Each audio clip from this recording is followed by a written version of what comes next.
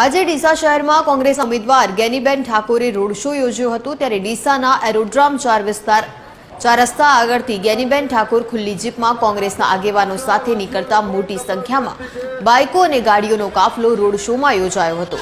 સમગ્ર શહેરમાં ચૂંટણીનો અલગ પ્રકારનો માહોલ ઊભો થયો હોય તેવા દ્રશ્યો સર્જાયા હતા। ત્યારે રોડ શો દરમિયાન બજાર વચ્ચે ગેનીબેન ઠાકોરે જાહેરમાં સામાજિક તત્વોને ચેલેન્જ આપતા જણાવ્યું હતું કે ઘણી બધી શૈક્ષણિક સંસ્થાઓ અસામાજિક તત્વો લઈને બેન દીકરીઓને હેરાન કરવાના પ્રયત્નો કરે છે। આવા તત્વોને ગેનીબેન ઠાકોરે બજાર વચ્ચે ચેલેન્જ કરી હતી। તેમણે જણાવ્યું કે બેન દીકરીની સુરક્ષાની વાતો આવે એમાં ગેનીબેન ઠાકોરે ભૂતકાળમાં ક્યારેય પીછેહટ કરી નથી અને ભવિષ્યમાં પણ ક્યારેય પીછેહટ કરશે નહીં।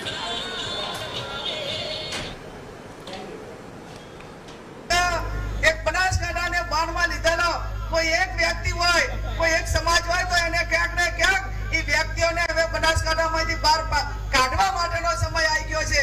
1948 માં આ દેશમાંથી અંગ્રેજોને કાઢ્યા હતા।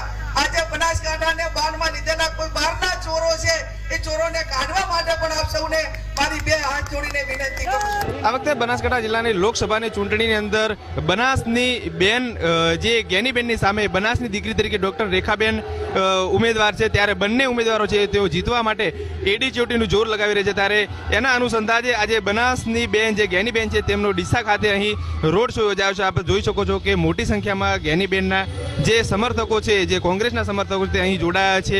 ગેનીબેનનો જે રોડ શો યોજાયો છે જેની અંદર આમ આદમી પાર્ટીના અનેક કાર્યકર્તાઓ જોડાયા છે, આમ આદમી પાર્ટીના અનેક જે લોકો છે તે જોડાયા છે। ગેનીબેનને ખૂબ સારો પ્રતિસાદ મળી રહ્યો છે। ગેનીબેન દરેક સર્કલ પર જઈ રહ્યા છે, તેમનું લોકો સ્વાગત કરી રહ્યા છે। આ જે રોડ છે જેને લઈને જે આ ભાજપના જે ડોક્ટર રેખાબેન જે ઉમેદવાર છે તેમના ડીસા માટે ક્યાંક ને ક્યાંક જે કહી શકાય કે ટેન્શનની વાત છે, કારણ કે ખૂબ મોટી સંખ્યામાં અહીં લોકો ઉમટ્યા છે અને ગેનીબેનને જીતાડવા માટે લોકો પ્રાર્થના કરી રહ્યા છે। ગેનીબેન પણ લોકોને અપીલ કરી રહ્યા છે કે તેમને મત આપે અને જે વિકાસના કામો જે બાકી છે તે ગેનીબેન છે તે પૂરા કરે। કમલેશ નાભાણી, TV 13 ગુજરાતી, હકથી ગુજરાતી, બનાસકાંઠા।